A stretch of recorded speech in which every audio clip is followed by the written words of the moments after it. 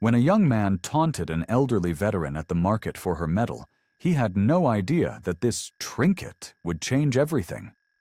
What happened next left the entire market in shock.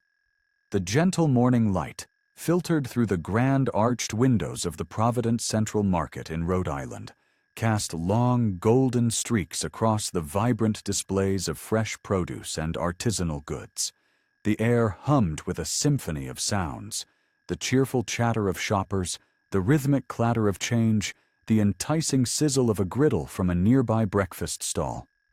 Amidst this bustling tapestry of urban life moved Ethel Sterling, a woman whose slight frame belied a spirit tempered by nearly 9 decades of life.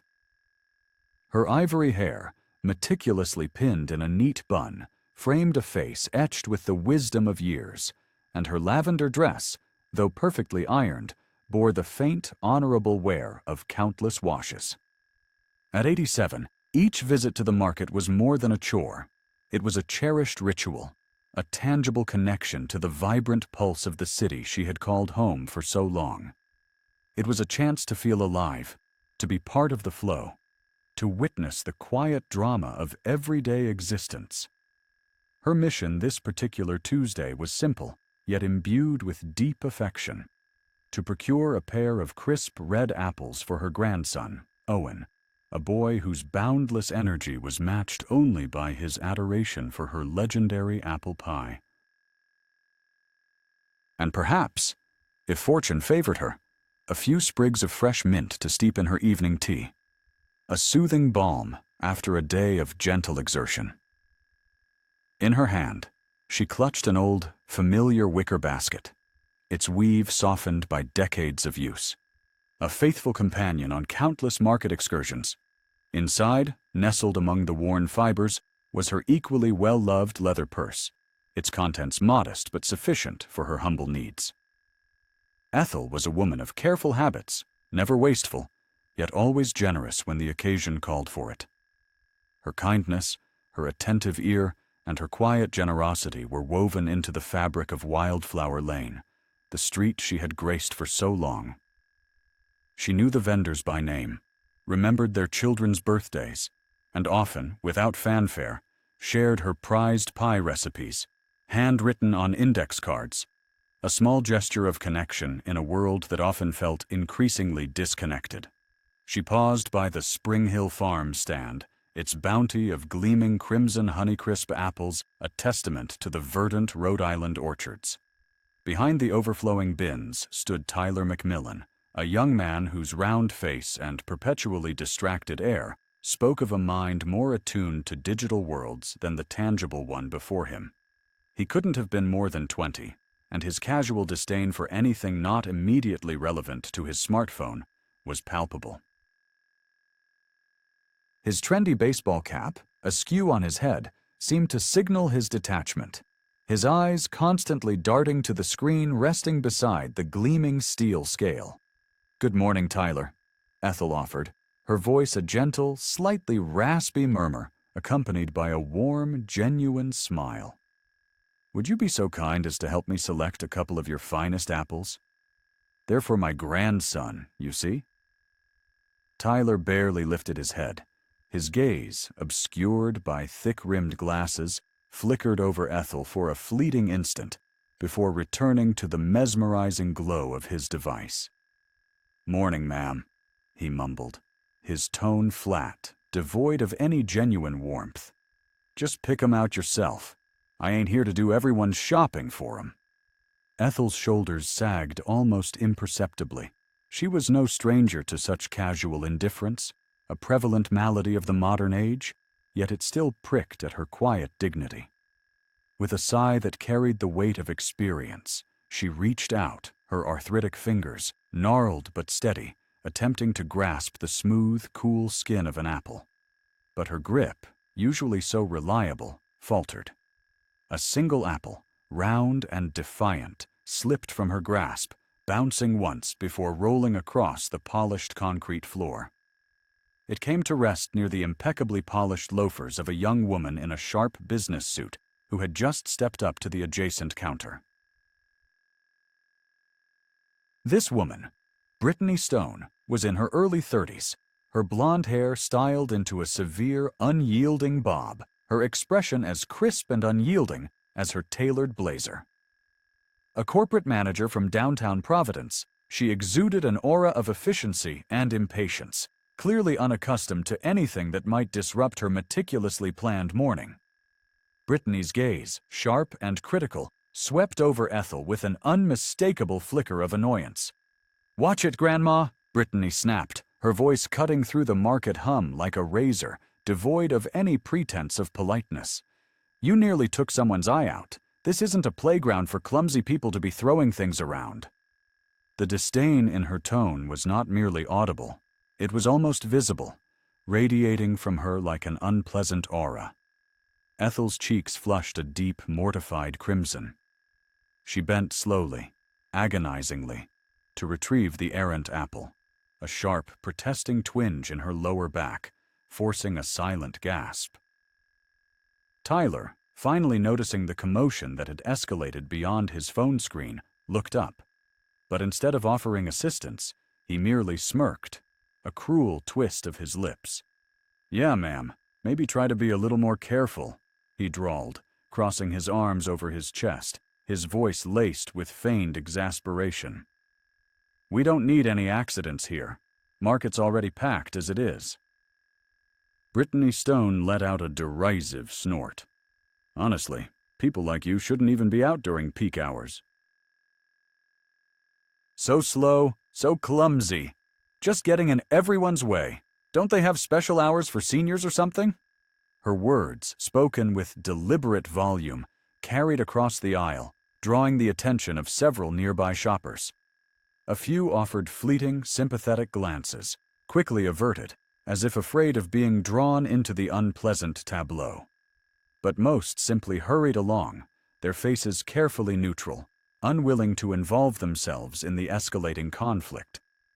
Ethel felt a searing heat spread across her cheeks, a flush of shame so profound it made her dizzy. Never in her long life had she been subjected to such open, unprovoked hostility.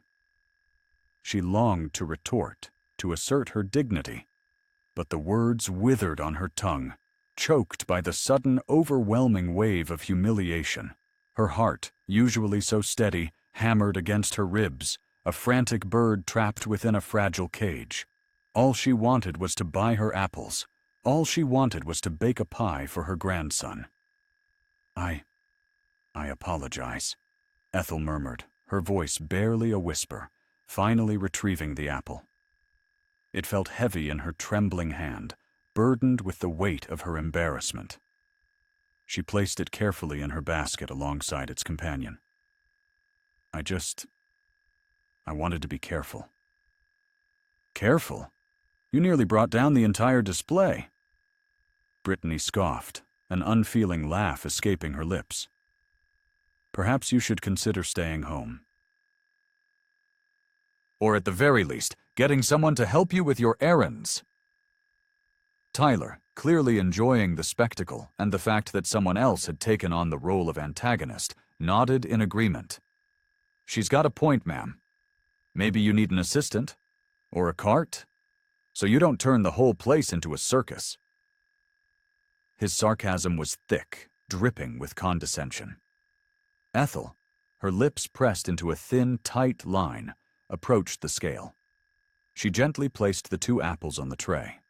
Tyler weighed them with a swift, almost aggressive motion, his gaze still fixed somewhere beyond her, never meeting her eyes. $2.45, he clipped, extending his hand, a gesture of demand rather than polite transaction.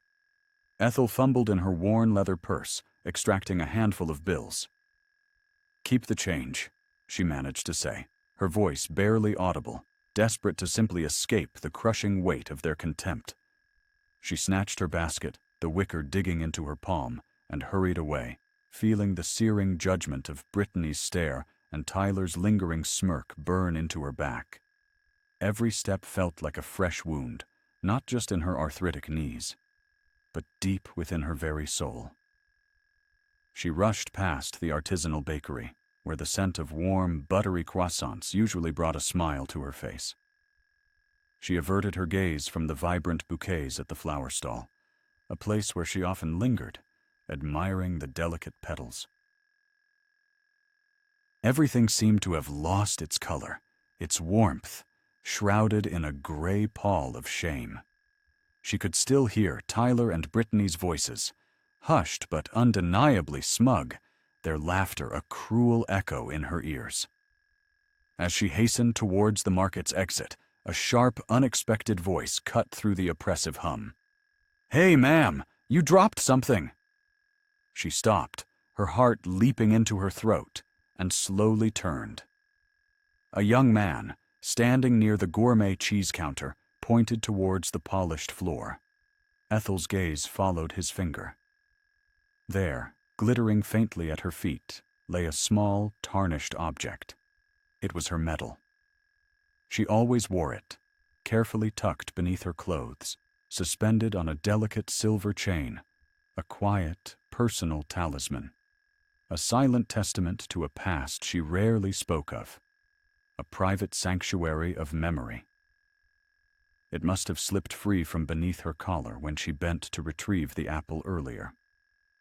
Now it lay exposed, reflecting the market lights, looking impossibly small and vulnerable. She bent, her back protesting once more, to pick it up. But at that precise moment, Tyler McMillan, who had clearly been watching her departure, spoke again. "What's that? Something else lost? Maybe you should tie everything down, ma'am, so you don't cause any more trouble for everyone else."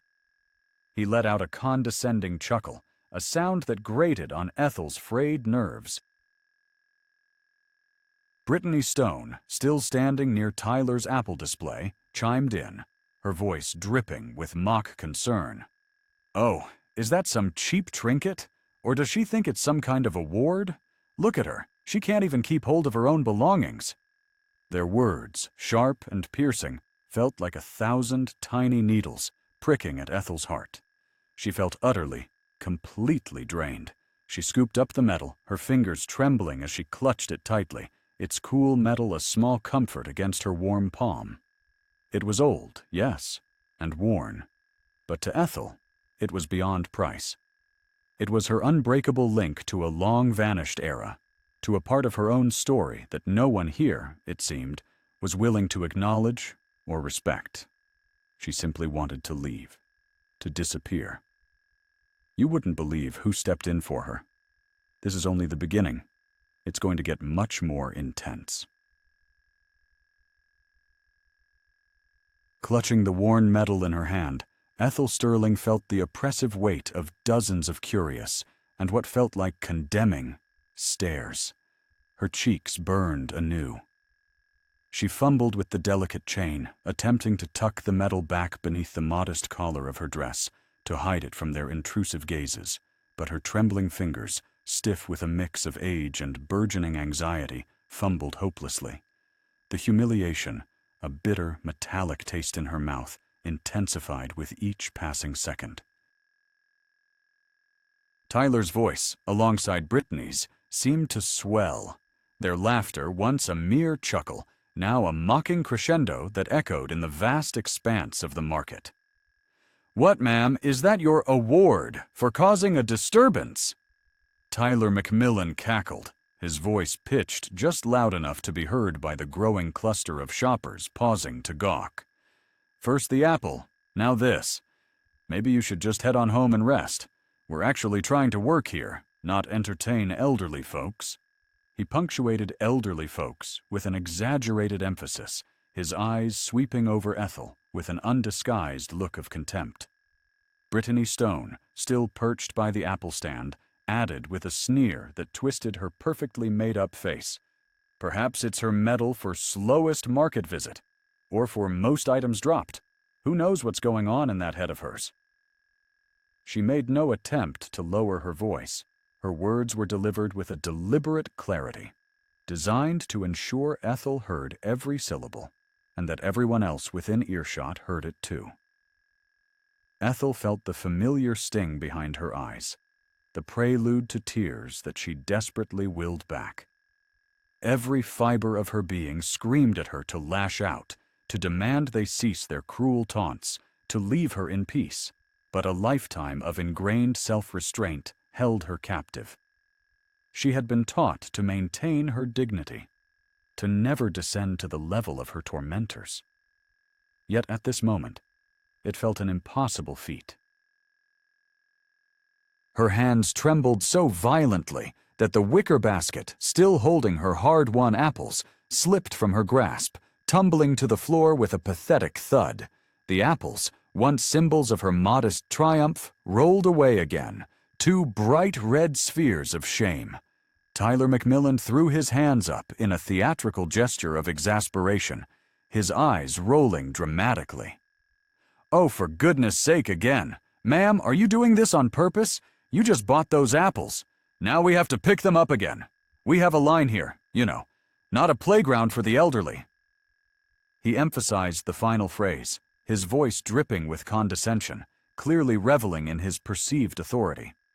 A few impatient murmurs rippled through the onlookers, some of whom indeed began to express their frustration at the delay. A few side glances, heavy with judgment, were cast in Ethel's direction.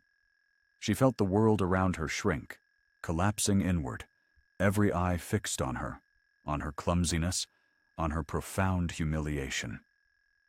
She tried once more to bend, to gather the scattered fruit, but a sharp, excruciating pain shot through her lower back, a brutal reminder of her body's betrayals. She froze, slightly stooped, a statue of silent anguish. "She can't even bend down, it seems," Brittany observed, her arms still crossed, a smug, satisfied smirk playing on her lips. "Maybe we should call security. She's clearly causing a public disturbance and holding everyone up." Tyler, with a nod of approval, grinned. "Not a bad idea. Ma'am, if you can't handle yourself, maybe it's time you left. You're interfering with our customers." His tone was a chilling blend of faux concern and outright aggression. It was at this precise, unbearable moment that the market's security guard, a burly man in his 40s named Dwayne Henderson, materialized from the bustling crowd. Dwayne was known throughout the market for his uncompromising adherence to rules and his short temper with any perceived disruption. He wore his crisp uniform with an almost military precision, his chin always held high, his posture radiating authority. Hearing the escalating commotion and seeing the gathering crowd, he strode directly towards Ethel, his heavy boots echoing ominously on the polished floor. "What is going on here?" Dwayne demanded, his voice a gravelly rumble that cut through the market's ambient noise. His gaze swept over the scattered apples, then settled with an accusatory intensity on Ethel, who stood hunched and trembling, the medal still clutched in her hand. Tyler McMillan, sensing an ally, immediately seized the opportunity. "This woman, sir, she keeps dropping her apples, causing a huge mess, blocking traffic. This is the second time today, and she's just so slow holding up all our other customers." He delivered his narrative with a theatrical flourish, as if recounting a grave transgression. Brittany Stone, her voice rising in feigned indignation, quickly added, "Yes, she's completely disrupting everything, and frankly, she seems quite incapable of managing herself. We tried to politely suggest she go home, but she insists on staying here and creating a scene." Dwayne Henderson, without bothering to offer Ethel a chance to speak, planted himself directly in front of her, his imposing figure casting a long shadow, momentarily eclipsing the world around her. "Ma'am, did you hear what they said? If you cannot conduct yourself appropriately, you will have to leave the market. We cannot allow you to cause problems for our vendors and our patrons." His voice was devoid of any trace of empathy, a cold, unyielding pronouncement of official duty. I just... Ethel tried to explain, her voice a thin, reedy whisper, the words catching in her throat, strangled by the overwhelming sense of injustice. Her heart pounded, a frantic drumbeat against her ribs. She looked up at the guard, but his face remained a mask of stony indifference. "No justs," Dwayne interrupted, his voice stern and unyielding. "Either you get yourself together immediately and stop being a nuisance, or I will be forced to escort you out. Your apples—" He gestured dismissively with his foot towards the scattered fruit, not even bothering to bend down. "Leave them there. They're already ruined." Dwayne's words were the final, crushing blow. Ethel felt the hot, undeniable prickle of tears finally welling in her eyes, spilling over and tracing warm, salty paths down her wrinkled cheeks. She was humiliated, insulted, and now being summarily expelled from a place she cherished, all because of a few fallen apples. She slowly nodded, unable to utter a single coherent word, her spirit crushed. There was nothing left to do but comply. She turned to leave, deliberately ignoring the lingering smirks of Tyler and Brittany, who seemed to be basking in the glow of their petty triumph. As she took her first hesitant step, a gentle hand unexpectedly touched her shoulder. She flinched, startled, and slowly raised her tear-filled eyes. Standing beside her was a man of indeterminate middle age, his face etched with a quiet weariness, yet softened by a profound kindness. He was dressed in a well-worn denim jacket and a faded baseball cap, an unassuming figure. But his eyes, a deep, knowing blue, seemed to possess a remarkable depth, seeing beyond the superficial chaos. This was Mr. Patrick O'Connell, the proprietor of Treasures of the Past, a small antique shop on a quiet side street nearby. He was a frequent visitor to the market, a quiet observer, often searching for forgotten gems. He had, it seemed, just happened to be passing, perhaps on his way to the gourmet cheese counter, when the ugly scene unfolded. He was a man who usually moved through the world with quiet anonymity, but his gaze, fixed on Ethel, was now filled with an unmistakable current of profound sympathy. "Excuse me, ma'am," Patrick said, his voice a gentle, slightly gravelly murmur, yet surprisingly clear and resonant in the sudden hush that had fallen over the immediate vicinity. He did not look at Tyler or Brittany. His eyes were entirely focused on Ethel, radiating a quiet warmth. "I believe you dropped something." He bent, his movements fluid and unhurried, first retrieving one apple, then the other, placing them gently back into her wicker basket. As he slowly straightened, his gaze drifted downwards, settling on Ethel's trembling hand, still clutching the tarnished metal. His eyes widened almost imperceptibly, a flicker of recognition passing across his features, followed by a profound stillness.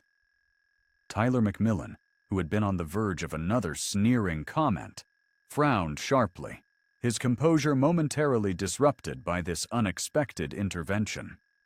"Hey, you! What do you think you're doing? She's leaving!" he demanded, his voice thin with annoyance. Dwayne Henderson, the security guard, turned towards Patrick, his face a mask of escalating displeasure. "Sir, this is not your concern. This woman is violating market rules. I have asked her to leave the premises." Patrick O'Connell offered them no acknowledgement. His gaze remained fixed on the medal in Ethel's hand, his face undergoing a slow, almost imperceptible transformation. In his eyes, Ethel saw a flicker of knowing, a deep reverence, unlike anything she had witnessed that morning. He gently, respectfully, took Ethel's hand, his fingers lightly brushing hers, and his gaze lingered on the dulled metal. "Ma'am," Patrick finally spoke, his voice now imbued with a quiet firmness, a tone bordering on reverence. This is a—" He did not complete the sentence, but the silent language of his eyes spoke volumes. Then slowly, he raised his gaze to meet Ethel's. She felt as though his eyes peered directly into her soul, seeing not merely an old woman, but something far, far greater. something he immediately recognized. "You," Patrick began again. But then his eyes shifted, sweeping over Tyler and Brittany, who still stood by the apple stand. Their expressions a mixture of smugness and burgeoning annoyance. His face underwent an immediate, dramatic change. The weariness vanished, replaced by a hardened, resolute determination. "I believe you two are gravely mistaken," Patrick said, his voice now low and resonant, carrying an unexpected undertone of menace, completely devoid of his former gentleness. He turned his piercing gaze towards Dwayne Henderson. "And you, sir, are equally mistaken. You have absolutely no idea who you are dealing with." Tyler McMillan let out a dismissive snort, attempting to regain his bluster. "What in the world are you talking about? She's just an old lady who can't hold her stuff. And what is that cheap metal? It means nothing." He chuckled, a brittle, nervous sound. Patrick O'Connell slowly, deliberately, lifted his gaze to meet Tyler's, then Brittany's, and finally, the security guard's. "You are entirely correct, young man. To you it means nothing. But to some it means absolutely everything." He took a deliberate step forward, moving closer to the apple stand, his eyes burning with a fierce, unwavering intensity. "And I believe it is high time I explain to you precisely what that cheap metal truly signifies." He turned back to Ethel, and his gaze softened once more, a quiet reassurance. "Ma'am, please allow me to assist you." He gently took her basket, then, still holding her hand, turned to face the rapidly swelling crowd, which now consisted of dozens of curious onlookers, their collective attention riveted by the unexpected turn of events.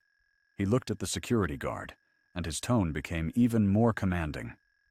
"She is not going anywhere. But you just might be." What's about to happen? No one saw coming. But it's exactly what will restore justice. The silence that descended upon the Providence Central Market after Patrick O'Connell's pronouncement was so profound, it felt as though the very air had thickened, becoming almost palpable. Every eye, which moments before had been fixed on the shamed and trembling Ethel, now snapped to Patrick, then darted to Tyler, Brittany, and the stunned security guard, Dwayne, whose faces were a canvas of confusion, anger, and a rapidly dawning apprehension. They clearly had not anticipated such a forceful, unexpected challenge from a seemingly unassuming bystander. "What in God's name are you talking about?" Tyler McMillan blustered, attempting to regain the offensive, but his voice, usually so confident, was now laced with an unmistakable tremor of uncertainty. "Who are you, anyway, to come in here and lecture us? We have rules here, you know." He gestured wildly with his hands, as if to encompass the entire market under his self-proclaimed jurisdiction. Patrick O'Connell, however, simply ignored him, his gaze fixed on the broader audience. He slowly turned to face the captivated crowd, which had swelled to dozens, perhaps hundreds, of people, frozen in rapt anticipation.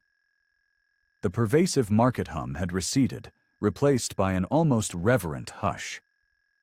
Several shoppers, sensing the gravity of the unfolding drama, had already pulled out their smartphones, ready to capture whatever was about to transpire. Patrick's eyes, filled with a quiet intensity, moved from Ethel to the tarnished metal still clutched in her hand. He gently, almost tenderly, took her fragile palm and carefully unfurled her fingers, revealing the metal to the astonished eyes of the onlookers.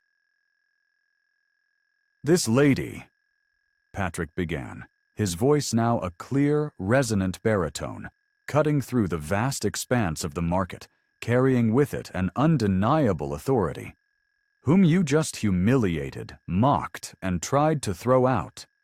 This lady is Captain Ethel Sterling." He paused, allowing the weight of the name to hang in the air, a silent, profound declaration. And that medal, which you so casually dismissed as a cheap trinket, that is a Purple Heart, with 2 oak leaf clusters. A collective gasp, a ripple of disbelief, swept through the market. The low hum of whispered conversations abruptly ceased, replaced by a shocked, awe-filled silence. The Purple Heart, one of the most revered and honorable military decorations in the United States, awarded to those wounded or killed while serving. And the oak leaf clusters, signifying multiple awards, added an even deeper layer of sacrifice and valor. Tyler McMillan, Brittany Stone, and Dwayne Henderson stood frozen, their faces draining of color, a sickly pallor replacing their previous expressions of arrogance. Their mouths hung slightly agape, their eyes wide with a dawning horror. The meaning of the medal, the weight of its history, the profound significance of its presence in Ethel's trembling hand was beginning to register, slowly, painfully, in their shallow minds. She was a nurse in the Army Nurse Corps during the Second World War, Patrick continued, his voice now imbued with a solemn pride, a reverence that resonated deeply with the older members of the crowd. He turned his gaze, sharp and unwavering, to Tyler, whose bravado had completely evaporated. At a time when you sit here, glued to your phone, believing yourself to be the center of the universe, Captain Sterling was under fire on the battlefields, risking her very life to save our wounded soldiers. She sustained her injuries during the brutal Battle of the Bulge, when her field hospital came under relentless artillery bombardment. She was pulling wounded men from the rubble, tending to their horrific injuries, all while shells exploded around her, when most men, much larger and stronger than she, would have crumbled under the sheer terror. She came home bearing wounds that continue to plague her to this very day, but she carried with her a dignity and an honor that you, young man, cannot even begin to comprehend, let alone emulate. Patrick's gaze then shifted to Brittany, his voice softening slightly, though no less firm. You scoffed, saying she had no place here, that she was a hindrance. Do you know what she was doing when she was your age? She was not sitting in a comfortable office, shuffling papers, concerned with profit margins and quarterly reports. She was bandaging gaping wounds, comforting the dying, fighting for every single breath, in the mud and blood and freezing cold of a shattered Europe. His words were a stinging rebuke, aimed directly at the heart of her superficiality. Finally, he turned to the security guard, Dwayne, his voice hardening, each word a hammer blow of condemnation. And you, sir, in that uniform, which is supposed to symbolize protection and order, a uniform that should inspire respect for authority. You were attempting to remove a woman who shed her blood for this very nation, for the very freedoms that allow you to stand here today and perform your duties. You had the audacity to call her helpless and demand she leave. His tone dripped with cold, righteous indignation, a challenge to Dwayne's very perception of his role. The vast crowd remained utterly silent, utterly mesmerized, hanging on Patrick's every word. Ethel's eyes were wide, brimming with a mixture of shock and a quiet, profound gratitude. She had never, not in her wildest dreams, imagined that anyone would speak for her with such passion, with such knowledge, detailing a past she had so carefully guarded, so rarely spoken of. Dwayne Henderson, the formidable security guard who had moments before projected such unwavering confidence, now looked utterly, completely deflated. His face was a ghastly white, his eyes darting frantically between Patrick and Ethel, then down to the badge on his own chest, as if seeking an answer there. He was utterly speechless, his authority shattered. Tyler McMillan stood, his lips pressed into a thin white line, his eyes fixed on the scuffed concrete floor. His earlier sneer, his casual contempt, had vanished, replaced by an expression of profound shock, bordering on genuine terror. Brittany Stone, who had radiated such icy arrogance, now seemed to visibly shrink, her shoulders hunching inwards. Her meticulously styled hair and expensive suit suddenly appeared absurdly out of place, trivial compared to the overwhelming gravitas of the moment. Her hand flew to her mouth, stifling a choked gasp, and tears, real, undeniable tears, welled in her eyes. "Oh my God, I'm such a pig. How could I have? Captain Sterling, please forgive me. I am so profoundly sorry." Her voice, once so sharp, now trembled with a raw, undeniable remorse. Ethel, witnessing their utter devastation, their sudden, complete collapse of arrogance, said nothing. She simply looked from one to the other, her gaze moving slowly, deliberately, her eyes filled with a deep, knowing wisdom and a touch of melancholy. There was no hint of vindictiveness in her expression. She had never sought revenge. All she had ever desired was to be treated with the fundamental respect due to any human being. Then something truly remarkable happened. Slowly, hesitantly at first, an elderly man in a worn baseball cap standing near the back of the crowd began to clap. A single, solitary clap. Then another, and another. The sound, initially tentative, quickly swelled, growing into a thunderous wave of applause that cascaded through the entire Providence Central Market. People rose from their seats at nearby cafes. Vendors emerged from behind their stalls, all joining in the spontaneous, heartfelt tribute. Some had tears streaming down their faces, openly weeping. Ethel stood at the epicenter of this sudden, overwhelming ovation. Her slight frame, now adorned with the small but powerful medal, seeming to radiate an almost ethereal dignity. A faint, knowing smile touched her lips, and her eyes, though glistening, sparkled not with sorrow, but with profound gratitude. These were tears of affirmation, of validation, of a deep, quiet triumph. Patrick O'Connell inclined his head respectfully to Ethel, a silent gesture of profound admiration. Then his gaze, unwavering, returned to Tyler, Brittany, and Dwayne, who stood exposed and humbled before the righteous fury of the crowd. "I sincerely hope you have all learned a very important lesson from this," he said quietly, yet with an undeniable steel in his voice. "Respect for our elders, respect for those who sacrificed so immeasurably for us. This should not be an exception. It should be the absolute, unwavering rule." He then gently took Ethel's wicker basket and offered her his arm. "Captain Sterling, allow me to escort you.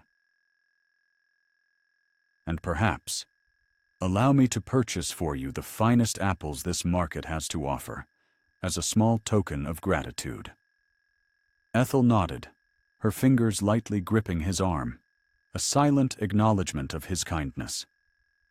She walked slowly, with quiet grace, through the applauding throng, her head held high.